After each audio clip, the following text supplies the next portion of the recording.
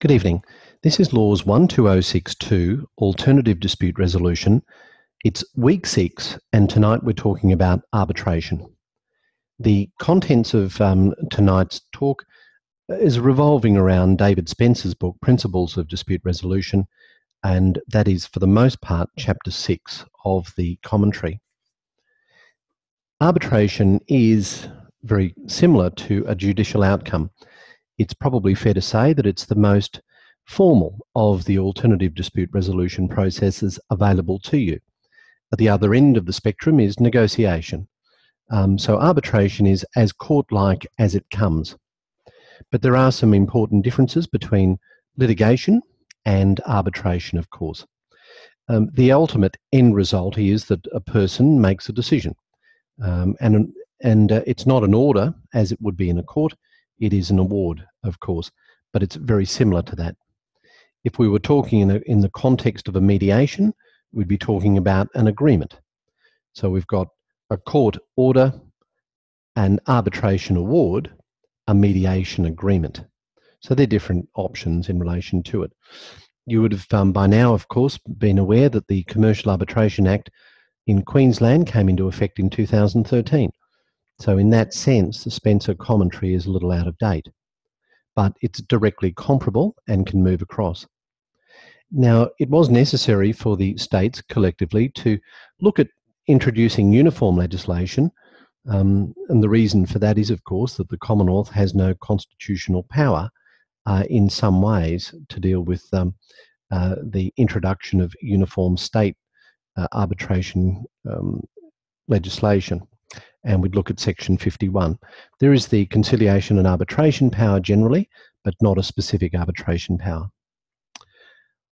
Arbitration usually will come into existence as a result of a preliminary agreement between parties that in the event of a dispute occurring, rather than proceed to litigation, the parties agree to go to arbitration. The trigger is that there must be that arbitration agreement from the outset, and then notice in the prescribed forms in the appropriate manner given from one party to the other. Once we have that, then arbitration commences. There are some procedural issues, of course, and one of the key ones is to appoint a suitably qualified person as the arbitrator. Now, there is a lot of flexibility in that regard, and there are no particular rules. It's possible to appoint more than one arbitrator, or a single arbitrator to determine an issue. But there are some advantages in terms of being able to select who is going to hear the matter, whereas, of course, in litigation, that decision is ultimately taken away from you, and you are assigned a judge or a magistrate or a tribunal member, as the case may be, as opposed to being able to select someone. So there are some issues that you might want to consider in selecting an arbitrator. And perhaps one of those is whether the person in question is impartial, whether the person is available, of course, whether they have strong legal knowledge, whether they're able to conduct through case management efficiently, and of course, probably some sort of industry expertise would be preferred. So these are all issues that might be considered from the outset. And in terms of procedure, another issue which departs, where arbitration departs from litigation, is in the process of discovery or disclosure of documents. So it can be far more relaxed than it would be in the case of litigation, where you're required to comply with the requirements of the Uniform Civil Procedure Rules in terms of pre-hearing disclosure. Now, at this stage, are there any questions about what I've done? I'd prefer not to be just simply rambling on, but to become interactive. I see there's one question on the chat line, or one comment. Okay, thank you. All right, well, I'll proceed, but please feel free to interrupt. I have a question. Yes, thanks, Samuel. So you mentioned that arbitration is available if it's catered for as an agreement between the parties. Yes. But can't a person apply for arbitration in lieu of conventional litigation? Oh, absolutely, yes. But usually, of course, that would be determined from the outset. So if we were talking in the context of, say, a lease agreement or maybe a building contract or some sort of joint venture agreement, usually a commercial arrangement, you might expect to see a clause which indicates that in the event of a dispute, the parties agree to go to arbitration and not to go to litigation. But if once the dispute has arisen, the parties agree to go to arbitration, there's no problem with that as well.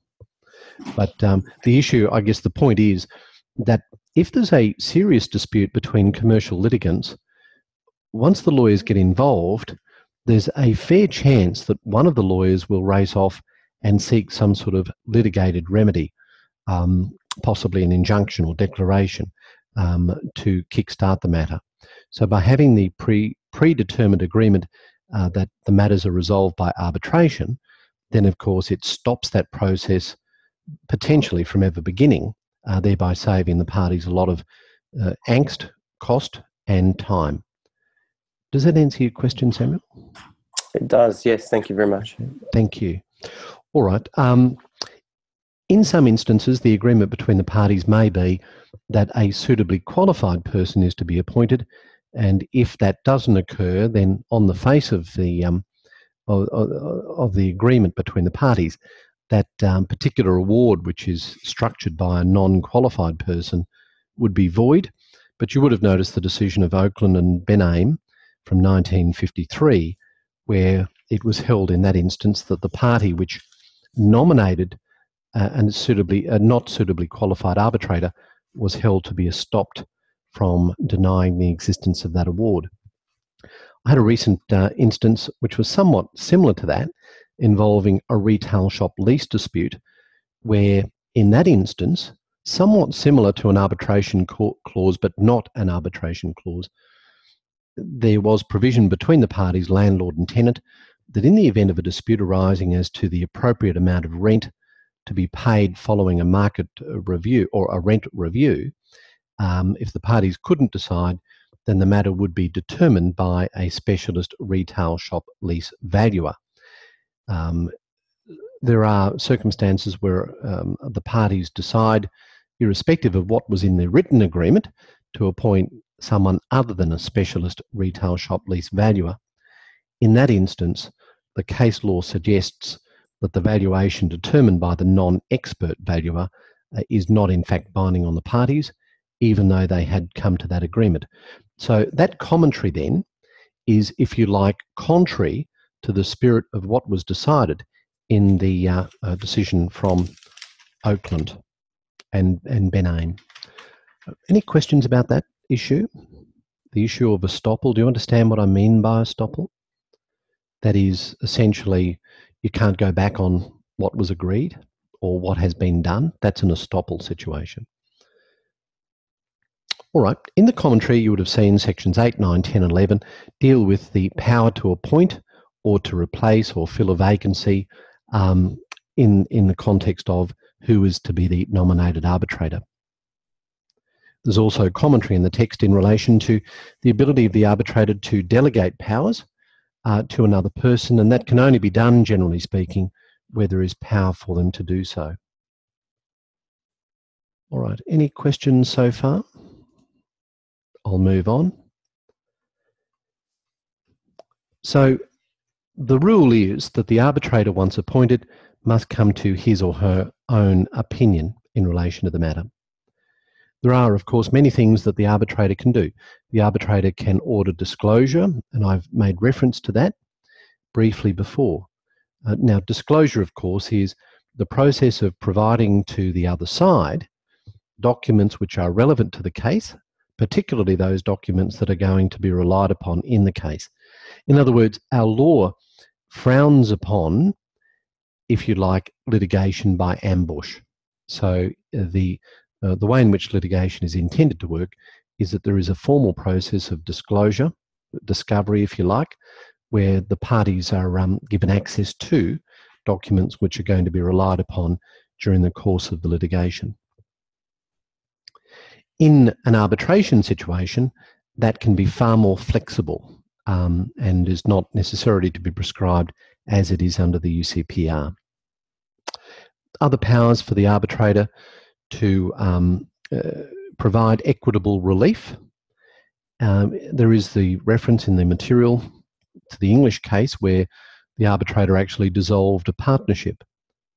Now, I take it that you understand the difference between legal and equitable remedies, but briefly, equitable remedies, examples of those, specific performance, declarations, injunctions, things of that nature.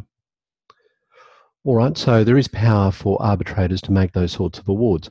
That contrasts, for example, in the context of litigation, to what can be done by a magistrate, which has a magistrate has very limited equitable powers and can only provide equitable remedy in relation to issues of money.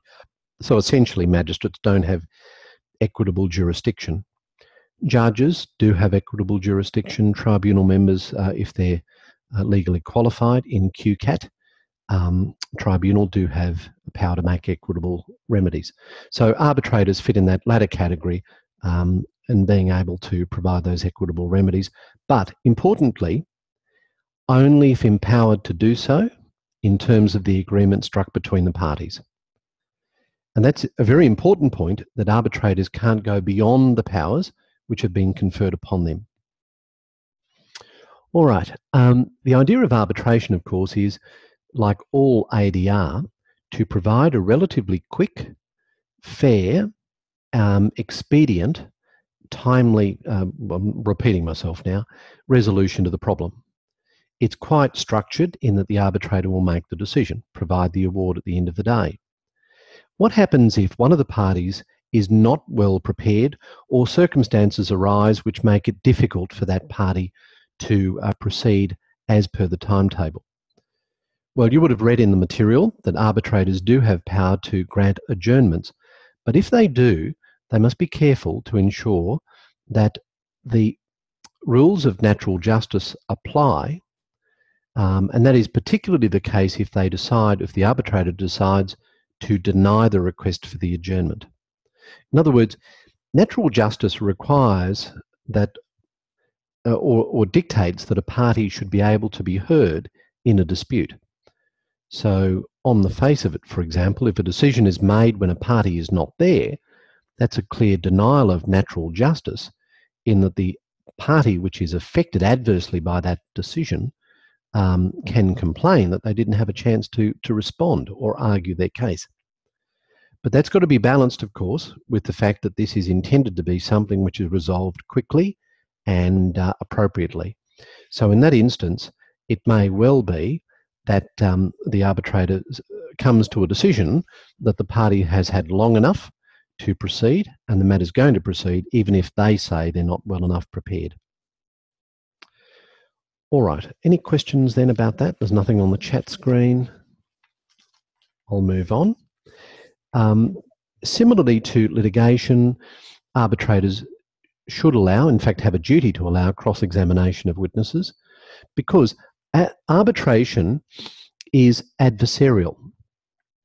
And you understand the difference between adversarial and inquisitorial or collaborative. So adversarial, we're talking very much like a court structure where the parties come in, present their case, and during the process of cross-examination of witnesses, have an opportunity to explore, attack other witnesses for the other side. Okay, so very much like a court situation. Test the evidence. Thank you, Stuart. Exactly. All right, so that's, now I take it you all understand what I mean by cross-examination. So just briefly, in a court context, one party will lead its case through examination in chief. Once the evidence has been led, and there's no, when I say led, I mean once the evidence has been presented to the tribunal or the court, the other side has a chance to stand up and test that evidence, and that's during that process of cross-examination. All right. Some procedural mechanical provisions which are in sections 17, 18, 19, 20, 22, 23 and 27. Subpoenas. Courts can issue subpoenas for compelling a party to attend an arbitration session. What can you do if you are a potential witness and you've been subpoenaed to attend an arbitration, or indeed if you've been subpoenaed to attend any court hearing? Is there anything that you can do to stop that if you don't wish to attend? Does anyone wish to offer any suggestions just to save me from talking? All right, so you're advising a party that's been served with a subpoena. Your client says, I don't want to go. What can you do about it? Are there any general rules are there any general ways to attack that subpoena? And what do you do to attack that subpoena?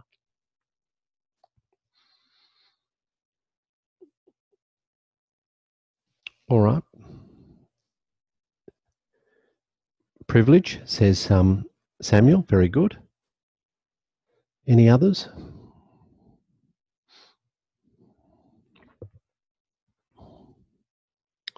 Wild goose chase.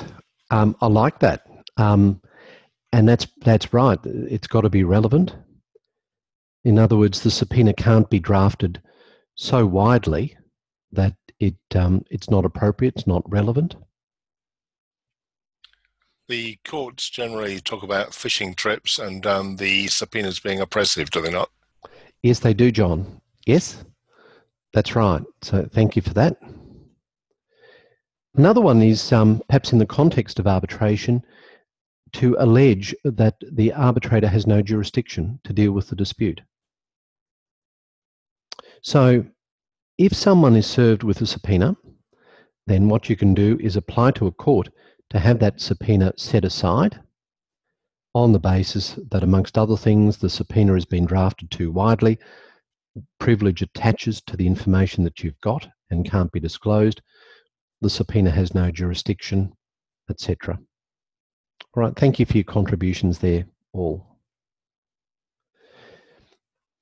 Sometimes we don't even have a court-like case in the arbitration.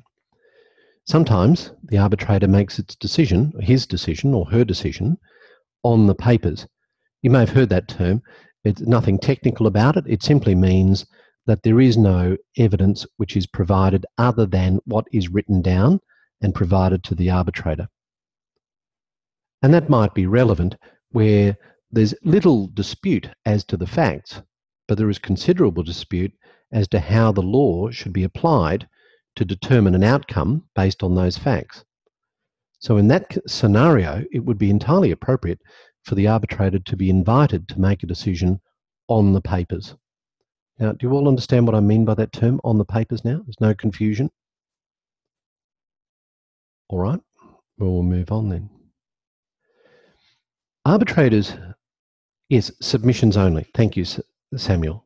But, well, submissions only supplemented with probably some sort of evidence, which would usually be sworn evidence or documentary evidence. So if, for example, there was a dispute involving a contract, a building contract, it may be that the parties will jointly say, look, here's the factual scenario. We agree these are the facts, and here are our submissions. Or it may be that the parties will submit evidence by way of affidavit or statutory declaration to say, here is what the factual scenario is. But generally speaking, yes, through submissions. Arbitrators, like members in the Queensland Civil and Administrative Tribunal, affidavits, exhibits, annexures, says John. That's correct. Thank you. So arbitrators, like tribunal members in the Queensland Civil and Administrative Tribunal, where I'm a member, are able to make a decision without necessarily being bound by the rules of evidence. And this is a really important aspect of why you might consider using arbitration instead of litigation. Because the rules of evidence are technical and they're to be strictly complied with by courts. But in arbitration, as is the case in tribunal hearings, those strict rules of evidence don't necessarily apply. The arbitrator can inform him or herself as he or she sees fit. Why would that be important? Can anyone think of any reasons why that's a good thing? Or maybe you say that's a bad thing. Can I open that up for any thoughts? And I'll watch the chats. So why is it good that a decision is made by a person who doesn't necessarily have to be bound by the rules of evidence? Samuel says speed. That's probably right. I think that's a very good point. Speed of the award. Any other reasons why you might consider having someone inform themselves as they see fit? Some of the rules in the Evidence Act, like the New South Wales 1995 ones, are a little bit complex, a little bit arbitrary. For instance, the ruling on Subramaniam, and then you get into the State Act, and you have all the exceptions to the hearsay rule. Yes. And you wonder who benefits from this, and you might have a document excluded on that basis, and you can't quite see why, or you might have it not excluded, and it hurts your case.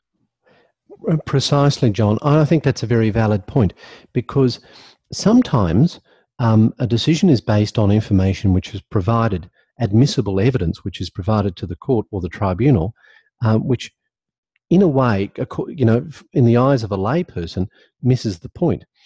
I'll give you an example. In a criminal trial, you might think that one of the most important things that a jury should know about is whether this particular person who's charged with burglary has ever been involved in burglary before. You might say that's really important to know that. But of course, as our law stands at the moment, that type of evidence is not admissible. It can't be put to the jury. Whereas it's probably one of the first things you'd think about as a layperson, isn't it? Now, that may change in the future, but that's perhaps a dramatic example of something that might be regarded as relevant, but clearly inadmissible. Naomi says it's prejudicial, and that's true, and that's the reason why it's not regarded as admissible in our court system. Now, there was another comment made, and I totally agree with this, from Margaret, that the parties can freely present their case in circumstances where the rules of evidence are not strictly adhered to, and they don't need lawyers. And that's a huge advantage of arbitration, not necessarily for lawyers, of course, but it is a huge advantage. And it goes with the whole idea of ADR, that we're trying to resolve something quickly, expeditiously. So that's a huge advantage as well. All right. Well, thank you for that contribution.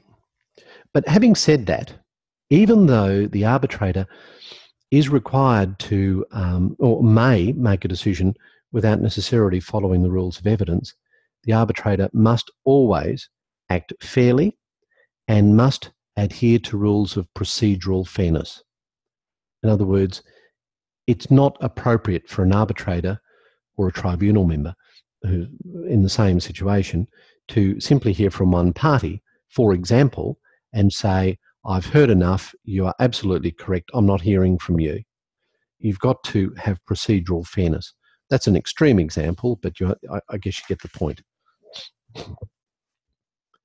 So, apart from not being bound to adhere to the rules of evidence, an arbitrator, like a tribunal member, is also able to inform him or herself in relation to the matter as he or she sees fit.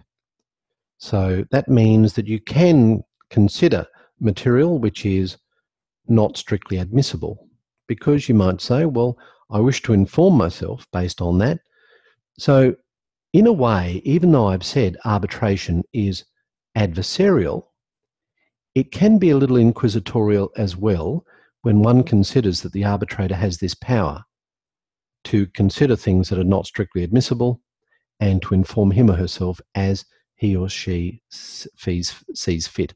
So that's another difference between litigation and arbitration. And you'll note the theme throughout what I'm saying tonight is I'm distinguishing arbitration to litigation because they're the most closely aligned. Being inquisitorial, I'll pose this question. Does that then mean that the process encourages self-representation? Does it help self-represented parties to know that the arbitrator has this power, maybe even duty, to be a little inquisitorial in terms of the way in which the proceedings are conducted? Does anyone feel that that will help self-represented parties, or does it get in their way? Any thoughts?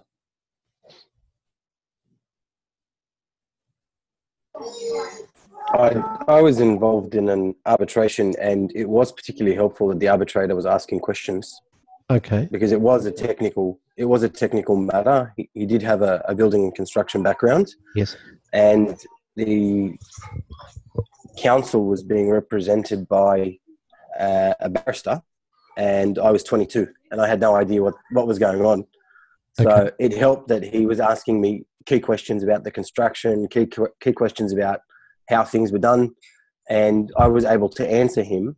And the barrister was sort of a bit on the outer in that case, and helped me deliver my side of the story pretty much. That's very good. So the barrister perhaps in that situation, I'm not saying in that exact situation, but the barrister may not have the technical knowledge, and as a result of that, the arbitrator with the technical knowledge may come in and assist that process.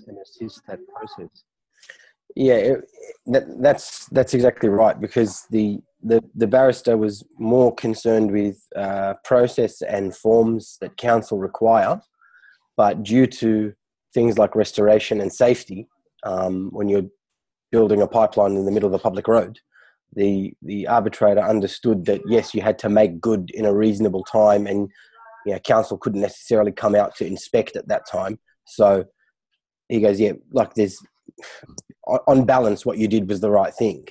Okay. So, good. All right. That's an excellent example. Thank you for that contribution, Samuel. Margaret has come in with a similar comment. I think it would help as it will tease out issues and allow the parties to present their case. All right. So keep that in mind if you're ever advising a party or a client as to whether to consider arbitration or litigation. Now, of course, an arbitrator must decide the issues according to law. That's section 21(1) of the Act. But the question is, what law are we talking about? Now, that might seem a bit silly. Why am I saying that?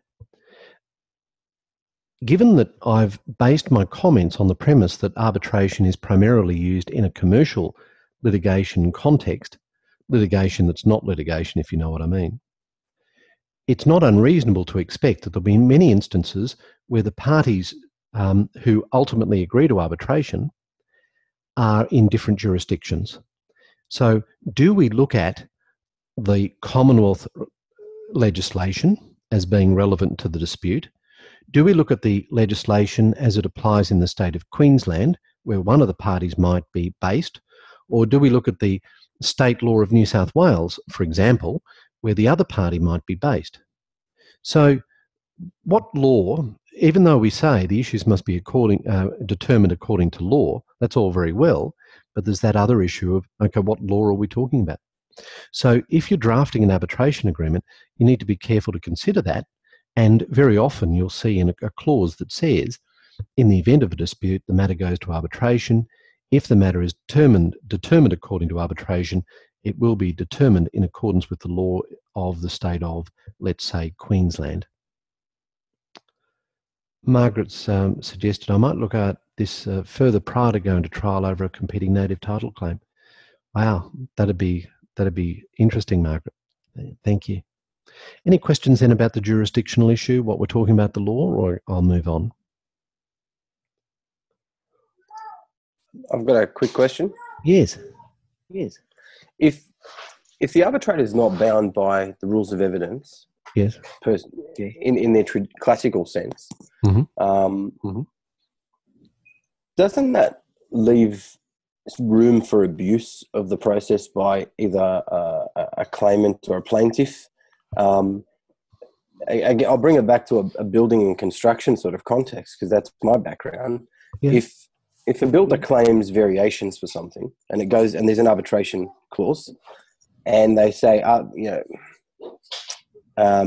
variations are priced at $100 an hour plus GST, but there's no way of measuring that time. So there's a method of calculation, but there's no way of measuring the time. And an arbitrator is not bound to consider typical rules of evidence. But particularly the developer's just known for dodging payment or has dodged him for 12 months or whatever.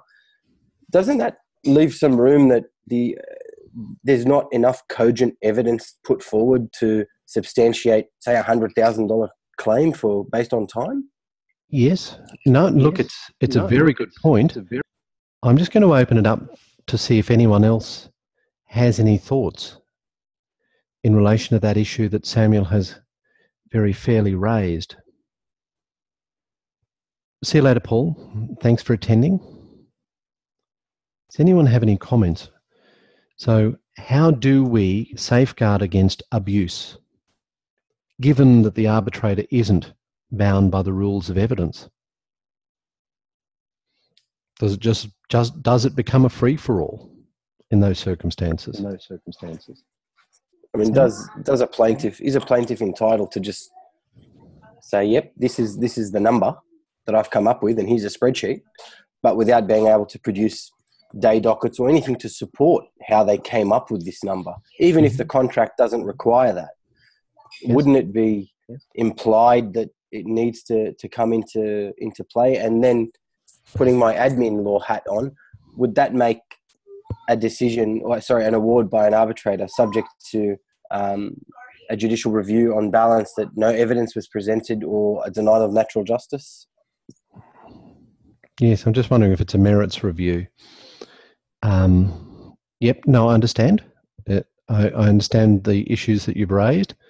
I'm just looking to see if we can tease out any comments or answers to that issue, to that dilemma. Margaret says, well, issue of procedural fairness, and was wondering about appeals and the like as well. All right. Anyone else wish to offer any comments? Well, perhaps I could offer some comments, Samuel. The first is that prior to proceeding in the arbitration, hopefully there would have been some form of pre-trial discovery. So the comment that I made before about not litigating or arbitrating by ambush applies here. And one would hope that we don't have a situation where the arbitrator makes a ruling based on information which is provided on the day and hadn't been provided to the other side beforehand. So through that process of disclosure, it does provide the defendant, the respondent if you like, an opportunity to test that material, ask appropriate questions, and perhaps come up with evidence to counter that allegation. So I think that's one safeguard. The second safeguard is that the arbitrator, although able to disregard the rule of law if agreed to by the parties, must still come to a consideration based on justice and fairness. And that's section 22(2) of the Act. So Margaret made the point procedural fairness, and that's right. So the arbitrator must still come to a decision fairly based on the material which is presented to him or her to consider. The next thing that I'd say is that there is another safeguard, and that is, generally speaking, the process would be subject to cross-examination of witnesses and the introduction of witnesses to counter what was being said. So the evidence will be tested, and I think that's an important safeguard as well. So there are some issues that can come into play to ensure that the proceedings are conducted fairly. And we've talked about the role of the arbitrator, in a sense, to be inquisitorial. So one might expect that the arbitrator presented with material will test it to make sure that before providing a decision based on the material, it is regarded as appropriate and fair. Do those comments help comfort you, Samuel, in terms of that process? Yes, they do. Thank you very much, John. Okay, thank you. Similar to adjudication, but more structured. Yes, very much like adjudication. We do that through that, QCAT as well. Not that I'm an adjudicator. All right. Awards. Now, we've talked about the fact that an arbitrator will make an award, which is like an order of the court. And generally speaking, and this is section 28, it will be final and binding. There are some exceptions. That is, if the award was gained as a result of fraud. Generally speaking, the parties will agree that any decision which is made by the arbitrator is final, is binding, and that's as indicated through section 28 of the Act. But it is possible for the parties to say that the rules of res judicata do not apply in arbitration. Now, do you remember your Latin from Introduction to Law, res judicata? Okay, so Samuel's nodding, yes, so we all remember. So it is possible that the matter can be litigated, even though determined by arbitration, if it was indicated by the agreement that res judicata does not apply. The arbitrator must decide all matters which are the subject of the dispute, otherwise the award may be defective and may be overturned. So that's part of procedural fairness as well. The award must be judge-like in its form, supported by written reasons, and that's section 29. And if the award is made in favour of one party as opposed to the other, it would be usual that costs would follow the event. Now, I take it that you're all familiar with that term, costs, and what I mean by following the event, but I'll just briefly explain. When we talk about costs in the context of litigation or arbitration, or a dispute generally, we're talking about legal costs. The costs the particular disputant incurs as a result of engaging lawyers, solicitors and barristers. And they, of course, can be substantial. So in the context of a commercial litigation matter of substance, of moderate substance, the legal fees on both sides may be in the order of, let's say, $100,000. And they can go up from there. So we're not talking small bickies. Costs are important. Part of the reason for going arbitration rather than litigation, of course, is to minimise those legal costs. But they're still going to be there in most instances. So the successful party is entitled to ask the arbitrator for an award which goes beyond the primary award, and that is a secondary award in relation to the issue of costs. And the general rule is that costs follow the event. What that means is that if you win, you can expect some, maybe all, of your costs to be paid for by the other side, and that will be reflected in the second award which is made. So you're the winner, and the other party will pay your costs. Now, we need to go a little bit more, become a little bit more technical here and talk about what type of costs we mean. Well, we know it's legal costs, but there are really two types of legal costs. The first is what we call party and party costs, and the other are solicitor or lawyer and own client costs. Let me explain it this way.